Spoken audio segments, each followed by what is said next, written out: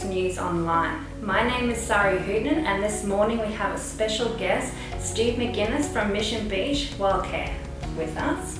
Yeah, good morning. Thanks for having us this morning. I just want to let people know that Mission Beach Wildcare is a long-established registered charity. Been serving the Kasserine Coast since 2002 to help all the rehabilitate all the injured and orphaned wildlife in the area. So for the local news this week, the Tully Grandstand project is nearing completion. We had centenary celebrations for our Irish soldiers in the settlement.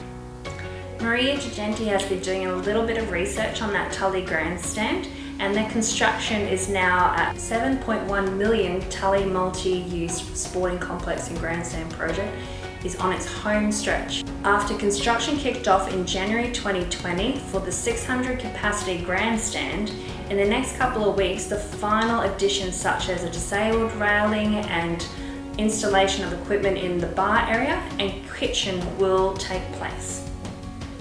Matthew Van, the project manager from Whip Construction, said that they were lucky that COVID-19 pandemic had not caused any real delays.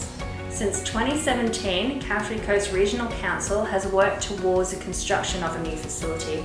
After much lobbying with user groups and community member for Hill, Shane Knuth, the new facility became a reality. Financial contributions were made by the Tully Show Society, the Tully Touch Football, Tully Rugby League and Tully Junior Rugby League, who put their faith in the project going ahead. Those donations from these organisations were received well before state and federal funding had been secured, which proved instrumental as they were helped give the project early momentum. This project is supported by the Peninsula Government with a $3 million investment through its successful $365 million Building Our Region's funding program. It will see a multi-use sporting complex complete with covered grandstand, canteen, kitchen, function room, change room, massage room, medical rooms, meeting room, bar area and restroom facilities built at Tully Showgrounds. The project has created approximately 40 jobs, which provided a welcome boost to the local economy. Although the value of the project and high-class facility will create a long-lasting benefit across the whole of the Kasserine Coast region. The new 3-level facility will boast extra features and space to help make the grandstand even more of a community hub and will support live events as well as supporting major sporting events. Yeah, thanks, Sari. Mission Beach Wildcare was established in 2002, registered charity to rescue and rehabilitate wildlife in the Kasserine Coast. What type of animals do you look after? Yeah, well, we have carers trained in pretty much everything, really. We look after, obviously, agile wallabies, bats. We also do marine strandings. We work with Cairns Turtle Rehab Centre. And pretty much, if we can't look after it, we'll find someone who can. So what kind of support do you currently get from the community? Well, the Mission Beach and Kasserine Coast community are great. They love their wildlife, so people are caring. They check pouches and things like that for us. Our own carers are very proactive in that through the MAMS containers for change.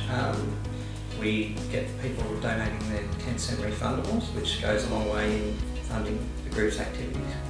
But basically, we collect a lot of rubbish to fund the group as well. We're also garbage collectors with the MAMS scheme. So what are any recent issues that you've had to deal with? On the endangered species side of things, which is of great concern, the cassowary, there's been a few incidents recently, and one of the areas other than speeding that's come up is the actual feeding of cassowaries, which can lead to them crossing roads and things more often than not than they need to, and it can result in them being hit.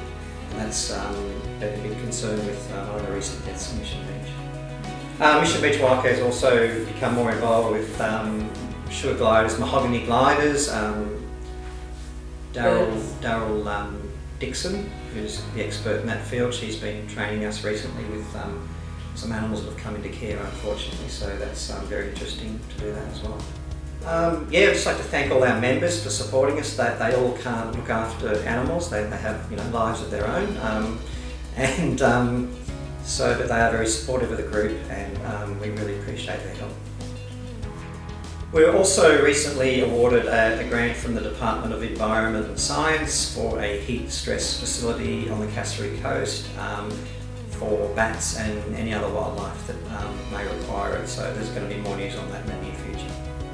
So Mission Beach Wildcare has a 24/7 hotline servicing the entire Cassowary Coast.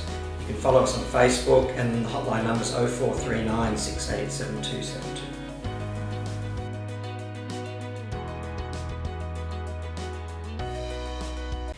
For the last few years, a team of the Larish Hall committee members have been working hard behind the scenes in preparation for War Horse in Plough Horse, centenary of Maria Creek Soldier in Settlement, later renamed Alarish, with a special event being held on Saturday, August 1st.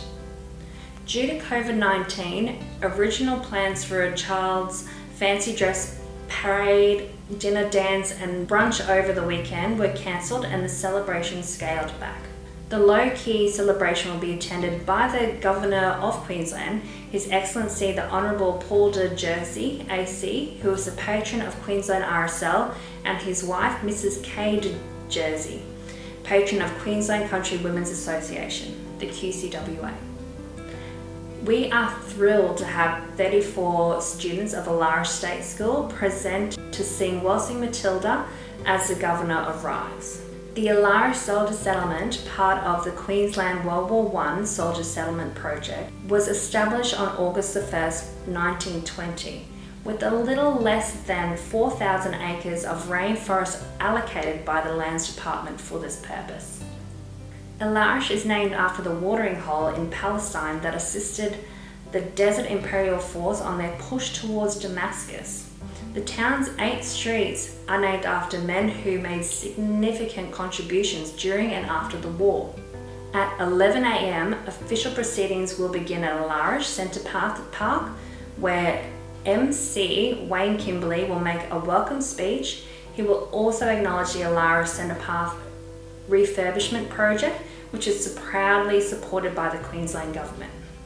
This project has been funded by the Queensland Department of Premier and Cabinet through Queensland Veterans Memorial Grants Program for $8,000 and Cassowary Coast Regional Community Assistance Grant of $3,000 for 2 new flagpoles and lights. On the day, there will be several formal speeches by dignitaries, and then at 12:30 p.m, guests will be invited to enjoy a barbecue lunch at RSL Memorial Hall, catered for by the Tully QCWA ladies as a fundraiser for them. After lunch at 2 p.m, the Alarish Diggers Museum will be open and visitors are welcome to view the biographical street signs which comprise the Saluting Our Generals project. Thank you, Steve. Thank you for joining us today and telling us a little bit more about what you do. Yeah, no, thanks for the opportunity, and we all live in such a beautiful place and we've all got to work together to try and protect our wildlife. So thanks everybody for tuning in. We'll be back again next Friday with more news about what's happening around our region.